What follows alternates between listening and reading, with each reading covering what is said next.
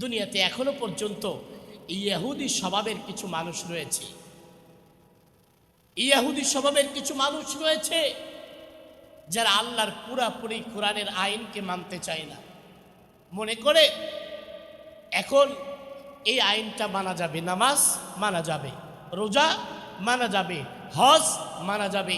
যখনই বলা হয় যে নামাজের আয়াত আল্লাহ পাক রব্বুল আলামিন পবিত্র কোরআনুল কারীমের ভিতরে নাজিল করেছেন, আকিমুস সালাহ, যেই সিয়ামের আয়াত নাজিল করেছেন, ইয়া আইয়ুহাল্লাযীনা আমানু কুতিবা আলাইকুমুস সিয়াম, যে যাকাতের আয়াত নাজিল করেছে, ওয়া আতুজ যাকাত, যে আয়াত নাজিল করেছে আল্লাহ পাক রব্বুল আলামিন হজের ব্যাপারে, ওয়ালিল্লাহি আলান নাসি হজ্জুল বাইতি মান ইসতাতা ইলাইহি সাবিলা, ওই কোরআনে ওই মহান আল্লাহ নাজিল করেছেন, ইয়া আইয়ুহাল্লাযীনা আমানু জাহিদু ফি সাবিলিল্লাহ কুতিবা আলাইকুমুল কিতাল, তোমাদের উপরে যুদ্ধকে ফরজ করে দেওয়া হয়েছে, জিহাদকে ফরজ করে দেওয়া হয়েছে, তোমাদের উপরে পর্দার বিধানকে ফরজ করে দেওয়া হয়েছে, তোমাদের উপরে কিসাসের বিধানকে ফরজ করে দেওয়া হয়েছে, তোমাদের উপরে ধর্ষণের শাস্তি কিসাসের বিধান ফরজ করে দেওয়া হয়েছে, জেনার শাস্তি কিসাসের বিধান ফরজ করে দেওয়া হয়েছে,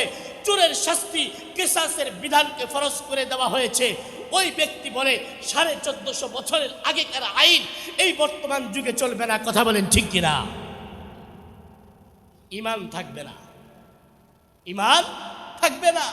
আমি যদি নামাজকে মানি তাহলে আমাকে রোজাকেও মানতে হবে, আমি যদি রোজাকে মানি তাহলে আমাকে যাকাত মানতে হবে, যদি আমি যাকাতকে মানি তাহলে হজকেও মানতে হবে, যদি আমি হজকে মানি তাহলে আমাকে জিহাদকেও মানতে হবে, যদি আমি জিহাদকে মানি তাহলে আমাকে পর্দার বিধানকেও মানতে হবে, যদি আমি পর্দার বিধানকে মানি তাহলে কিসাসকেও মানতে হবে, যদি কিসাসকে মানি তাহলে চোরের শাস্তিকেও মানতে হবে, যদি চোরের শাস্তিকে মানি জেনাকারীর শাস্তিকেও আমাকে মেনে নিতে হবে। এরই নামই হলো ইসলাম। উদখুলু ফিস সিলমি কাফা, ইসলামে পরিপূর্ণ প্রবেশ করো। মুযাবযাবিনা বাইনা যালিক, ইসলাম কিছুটা মানবে কিছুটা মানবে, এর নাম মুসলিম নয়, এর নাম ইসলাম নয়। কথা বলেন ঠিক কিনা? প্রিয় ভাই, এই জন্য আল্লাহ পাক রব্বুল আলামিন বললেন, কিবলা পরিবর্তন হওয়ার কারণে তোমাদের ঈমান পরিবর্তন হয়ে যাবে, এরকম দুর্বল ঈমানের দরকার নেই। কিভাবে?